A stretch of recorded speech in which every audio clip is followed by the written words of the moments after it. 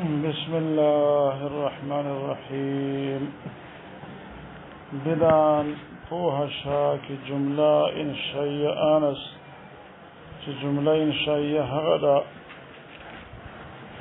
کی قائل اشراب صدق و کذب صفت نتوان کرد چوئے ان کے دا حقیب صدق او کذب باندی نشی موصوف کی دے. دا انشاء لغوی معنی پیدا کول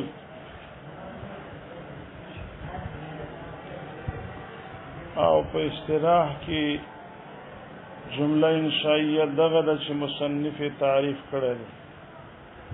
په لغت کې انشاء پیدا کول، انشأ جنات معروشات، الله پیدا کړی دي جنتونه چې د سیونی دي چې هغه خوري ورې څنګه لري.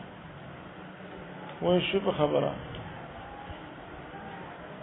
سورة نجم کی سنگ آیات دے لکا هو اعلم بمن اتقا شاعت لاشو شاعت لاشو استاد مغید غمان امراضی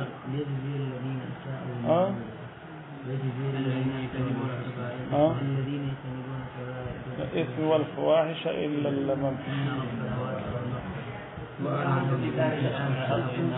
هو اعلم اذ انشأكم في بطون امهاتكم. فوها شوي انشأ مانا پیدا کول، یو خلقوي یو انشأوي. انشأ دیتوي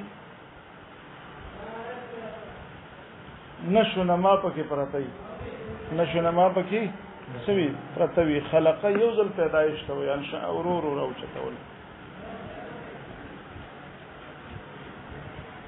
على کدا ټوپې ټیک ما باندې بوج راځي بلال خان پورته اختصاصي کوي کته اخت بالکل را باندې بوج راولي. مولیانو سم شي ګوره، سم شي سم چلے گئی.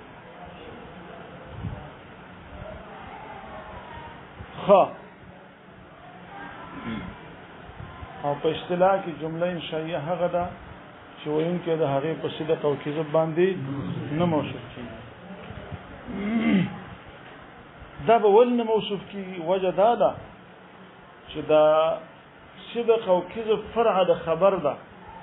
یو کار مخکې شوی نو متکلم دا غینه خبر ورکړي چې شوی دی یا نه دی شوی. نو که چېرته رښتیا شوی و خو صادق دی او که نه و شوی کاذب دی، یا هغه وویل چې نه دی شوی او هغه شوی و نو کاذب شي. ذهن ته دا خبره. او هر چې جمله انشائیه ده په دې کې خو مخکې کار نه شوی، دا خو ایجاد د ما لم یوجد دی. یو شی لا موجود نه دی او ته اوس موجود دی، نو د دې نه به ته څنګه خبر ورکړي؟ دا لږ شانتې زور غواړي دا خبره، په دې باندې پوهول لږ سوچ غواړي. کني سوال چې ذهن مشوش نه کوي. زه ما ائت بالماء اوبه راوړه، نو زه اوس په دې کې دروغجن یم که رښتیا یم؟ نه ته تپوس جواب راکړه.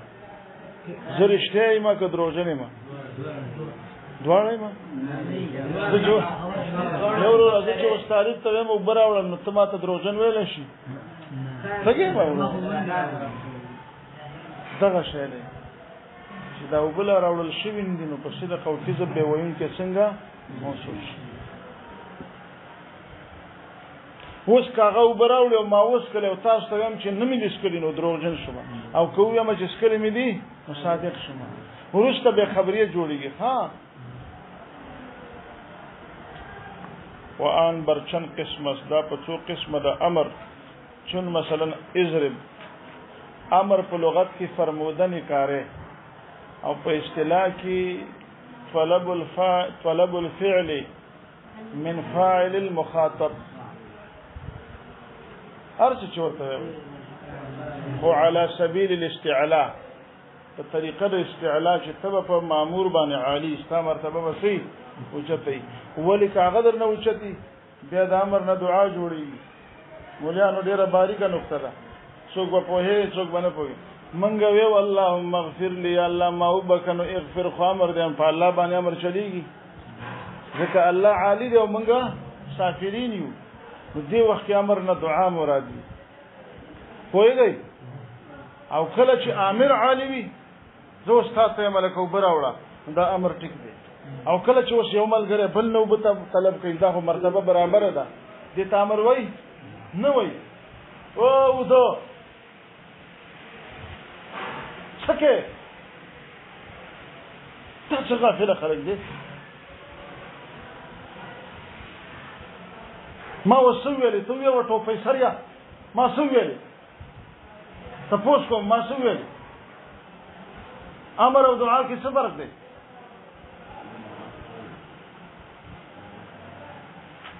توجه ډیره ضروری ده طالبانو بیا به خپه کېږم درنه چې زه خواري کوم او تاسو توجه نه کوئ بس به سین ته ورته وي به څه کو چې دومره خواري کوم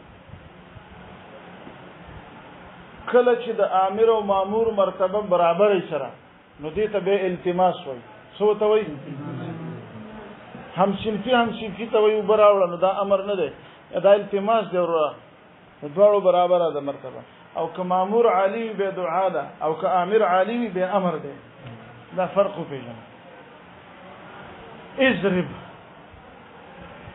صيغه د امر راکنه اضرب فعل امر حاضر معروف صيغه واحد مذکر مخاطب ضمیر د انتر مستتر هغه فاعل فعل سره د فاعل نه جمله فعلیه انشائیه امریه جمله فعلیه انشائیه امریه ور سره وې کني خزان په پوها کا جمله فعلیه انشائیه هم ویل شي او امریه هم ویل شي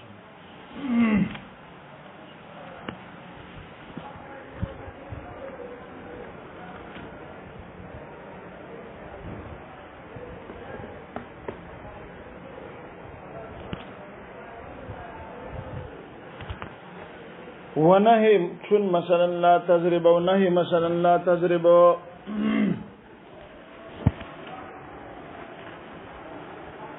نهي په لغت کې بازداشتن اذکار تعریفونه خو ویلي کنه ما تاجشته چې ویما ها بازداشتن اذکار د یو چا د کار نه منې کول او په اصطلاح کې څه ته وایي طلب كف الفعل عن الفاعل المخاطب د مخاطب نه د یو کار بندول طلب كف الفعل عن الفاعل المخاطب د عربی کی تعریف تاسو ته چیر سویلی بس هغه صحیح دی چې سم یاد کړی دا نوې مې یادوي ما غزاړه یاد کړی